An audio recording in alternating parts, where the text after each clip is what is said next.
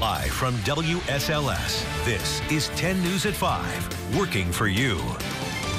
Good evening, and thank you for joining us. I'm John Carlin. And I'm Lindsay Ward. At least one person is dead after a train carrying members of Congress crashes into a garbage truck in Albemarle County. According to the White House, GOP lawmakers boarded the chartered train, which was headed to West Virginia. The accident happened about 2 hours later near Crozet. Amtrak says 2 crew members and 3 passengers suffered minor injuries, while the driver of the truck was killed. During a tax meeting in the Oval Office, President Trump said he had spoken with lawmakers who are okay, just a little shaken up. 10 News reporter Rachel Lucas joins us now live from Albemarle County tonight with more on what happened. Rachel? Well, we know that lawmakers were on the train for about 2 hours before they crashed into the garbage truck. And from what we've learned, many of them said that impact was so hard it knocked them out of their seat. Now, we've been on the scene all day, and it is a lot of devastation there. It is just incredible, the debris that it is left behind. Now, police have just cleared all the media from the scene, but we're only about a football field away from where the train crashed. As you can see, still a heavy police presence here. And I also want to point out that we are right from the intersection. As you can see, there are a lot of signs here for the railroad crossing, and I want to show you the video from that scene that we've have seen earlier today. That impact was so hard that it literally tore that garbage truck into 2 pieces, and it's a pretty large vehicle, and now pieces of it are scattered across the field along with trash from the truck. Now, we now know that 1 person is dead, 5 people are injured. Of those injured, we know that 2 are Amtrak crew members, 2 are passengers. They are expected to recover, only having minor injuries. We do know that a second person in that garbage truck has critical injuries. We're still waiting on an update about that person's condition, and it has been confirmed that the driver of the truck was killed, and we know that the garbage truck company is called Times Disposal. Now, they have not confirmed the identity of the driver. We do know that this train crossing has 2 advanced warning signs in front of it, 2 roadway gate arms, 2 flashing lights, and a bell to warn of approaching train. Now, we're told that not many passenger trains go through here, only about 1 a day, maybe even less than that. Now, the Albemarle County Police Department is expected to release more information to us within the next hour, and we'll definitely keep you updated as more developments come to light. Live in Crozet, I'm Rachel Lucas, WSLS 10. This is 10 News at 6, working for you. Now at 6, a train carrying more than 100 Republican lawmakers slams into a garbage truck outside Charlottesville, killing the driver. The train accident was a tough one, a tremendous jolt. We don't have a full understanding yet as to what happened, but it was a train hitting a truck going at a pretty good speed. Also for your reaction from local lawmakers. Plus, live team coverage from Charlottesville and Greenbrier County, West Virginia, as we learn more about what caused the crash.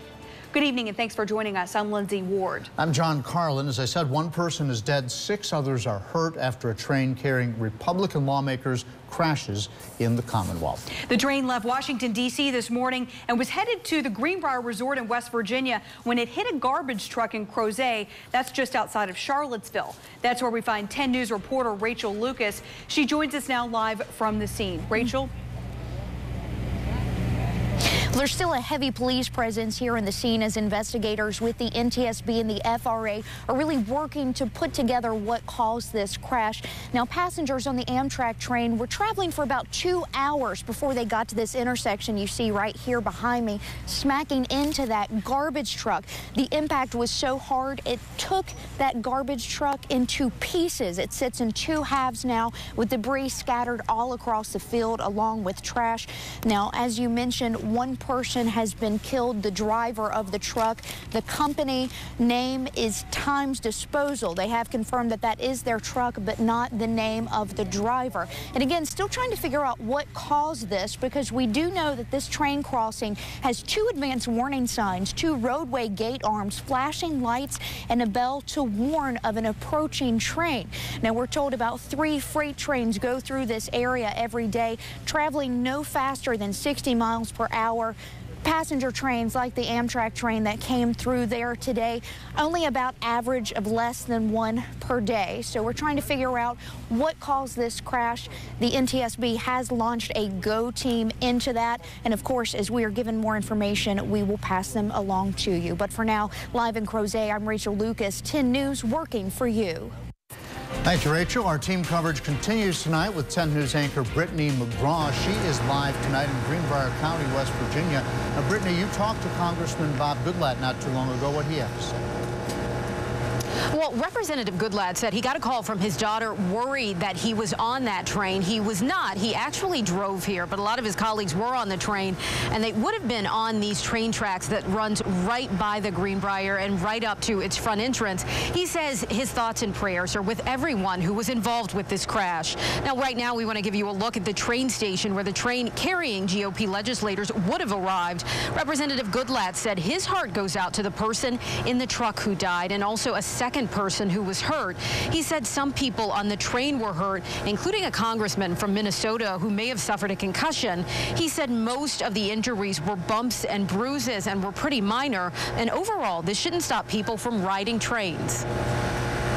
I think trains are generally very, very safe, and I love to travel by train, and I'm so thrilled that we now have rail service return to Roanoke. As for the retreat, he says he's looking forward to talks about immigration and infrastructure. Vice President Mike Pence is expected to speak later tonight. Reporting live in West Virginia, I'm Brittany McGraw, 10 News, working for you.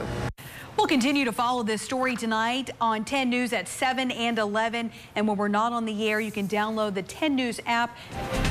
All right, a news conference is getting underway at the Greenbrier Resort in West Virginia. Republican lawmakers who were on that train that crashed in Charlottesville are speaking about the incident. We're going to take a listen in. First off the train, and we were able to get to the 2 that were laying on the ground. There was one gentleman who was walking wounded.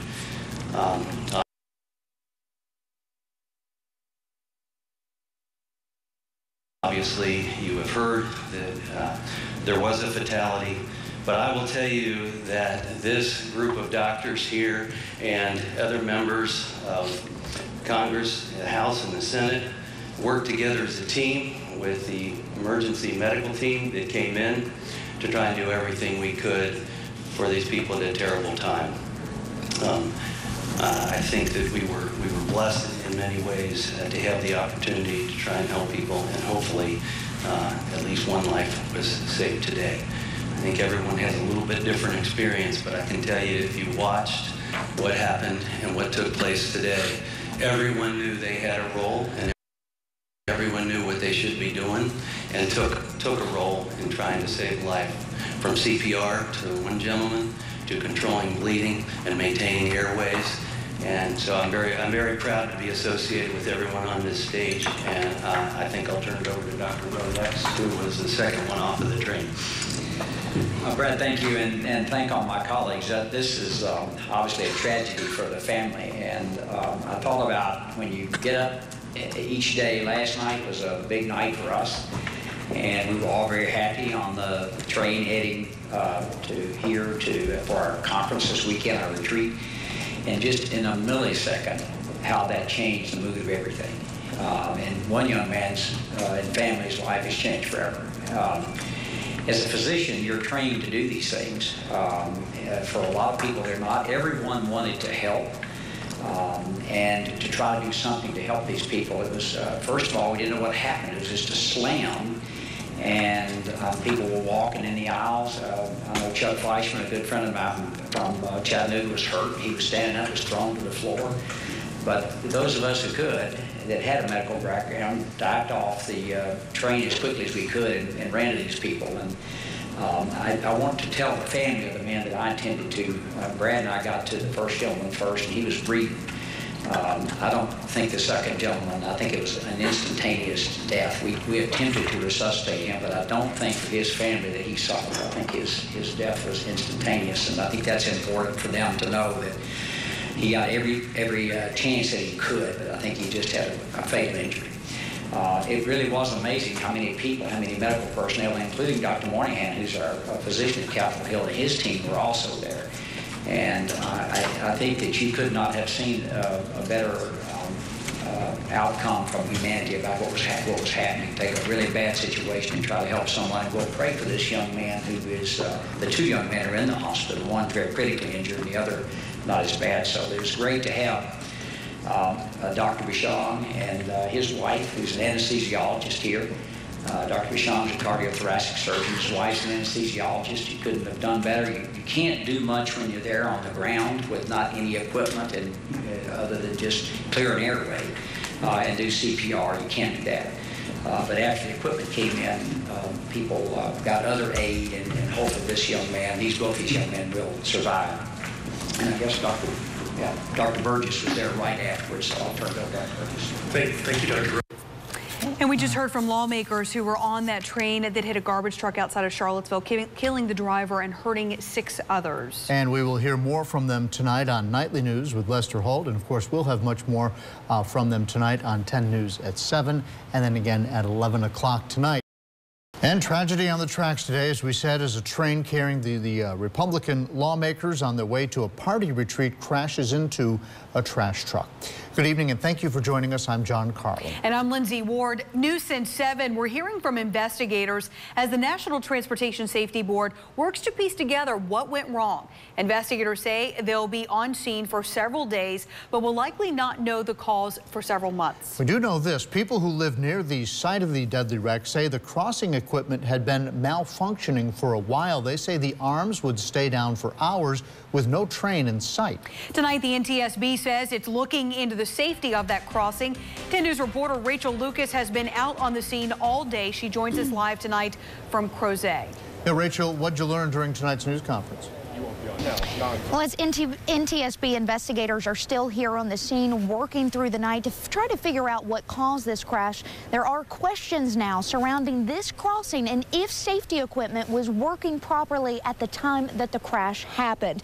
Now, a man who lives near the crash site, just feet away from where I'm standing, told the Associated Press that the crossing arms have not been working correctly. In fact, he said he has recently seen lines of cars stopped at the crossing with the crossing arms lowered, even though no train was approaching. Now, he said motorists would get out of their cars to help guide other drivers around the malfunctioning arms so they could cross the tracks. He even said he's seen the arms stay down for hours and that a man was examining them just this week. Now, the NTSB made a brief statement about their investigation tonight, but would not speculate what caused the crash. We asked them about reports that the crossing guards were malfunctioning. Earl Wayner with the NTSB here's what he had to say about that. It's early in the investigation. We have a signals expert, and we'll be looking at the safety of the grade crossing. That would include lights, arms, signals, crossbucks, and so forth. Now, we did talk a little further about their investigation and said that they'll be looking into the health of the drivers, both the garage truck as well as the Amtrak drivers there, as well as inspection reports for this railroad. They expect this investigation to last several days, and of course, we'll continue to keep you updated with the very latest. Live in Crozet, I'm Rachel Lucas, 10 News, working for you.